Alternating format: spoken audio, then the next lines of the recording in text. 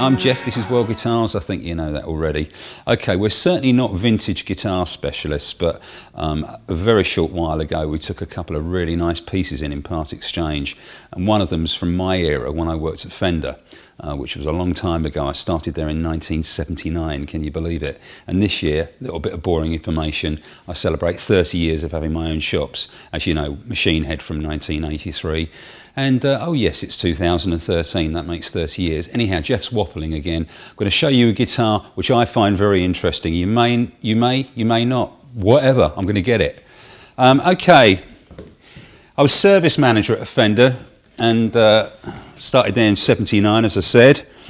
And in, well, 1982, we were waiting for a truck to turn up with guitars called Squires, and you know, try and imagine, we didn't really know what they were. We were just told they were going to be really good Japanese type Strats and Teles and Ps and J basses, which sounded terrible. Japanese, whatever next. I mean, it was a long time ago.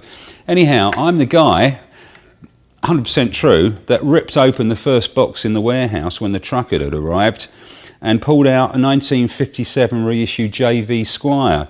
And we just couldn't believe the quality, and the whole world went crazy, and all the pros were buying them. I think you know that. And Rob Harris, our mate from Jamiroquai, he uses one. Anyhow, this is a nice guitar. It's got a few marks, a few battle scars. Come on, 1982, it's 31 years old. This is a 57. Serial number is JV 17034. It's had a brass nut fitted at some stage, which was a cool thing to do.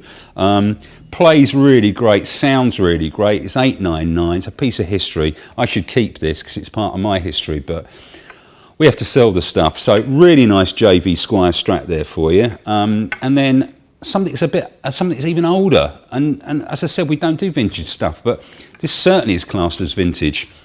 1976, doesn't seem that long ago, coming from someone who 3 years later went to see Thin Lizzy at the Hammersmith Odeon doing the Live and Dangerous tour. Or was that 77? I can't remember, a long time ago. Okay, this guitar was taken in part exchange. It's a 1976 Tele Custom in really, really good condition. Ash body on these, think you know, humbucker in the neck. You know what a Tele Custom is. But this is a really nice guitar. It came in with quite low frets. Any other shop would have been fine, you know, selling it as it was, but it went to our guy, had a full refret, and set up medium frets, medium jumbo frets on this. Plays so well now. I mean, it's as good as a new guitar, but it's 76.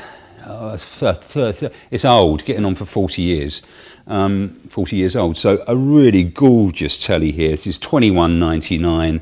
So about the price of a custom shop relic, but which we also love, but there's something desirable about having the real deal, and this is the real deal, and it's not too expensive. So great guitar here, and as I said, plays so good.